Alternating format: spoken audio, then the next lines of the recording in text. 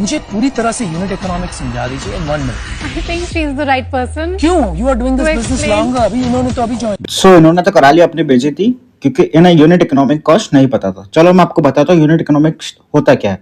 Suppose आप एक T shirt cell कर रहे हैं, उसका प्राइस आपने रखा है 799 and that is without GST.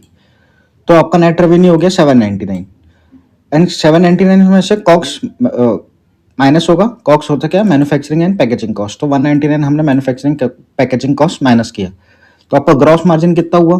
600 gross margin कैसे हुआ? 799 माइनस 199, तो आपका 600 ग्रॉस मार्जिन आया। अब ग्रॉस मार्जिन में से क्या क्या चीजें माइनस होगी? एक तो सबसे पहले कैग माइनस होगा। कैग होता क्या कि एक कस्टमर एक्वायर करने के लिए आपको कितना रुपीस लगा।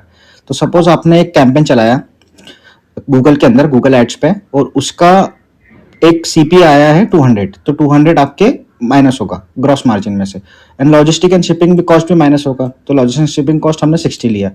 Payment gateway and payment fees भी माइनस होगा 24 रुपीज।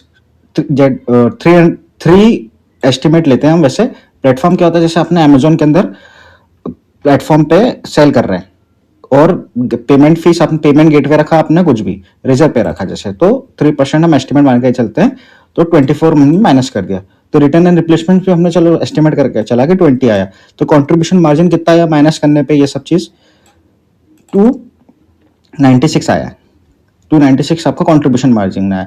अब fixed operation cost and team operation cost क्या होता है? जो आपके सैलरीज गई है, रेंट गया है, तो आपका 50 हमारा फिक्स ऑपरेशन कॉस्ट होता है। एबिटा क्या हुआ? Contribution margin minus fix operation cost, तो कितना आया? 256। तो EBITDA is nothing but earning before interest, tax and amortisation.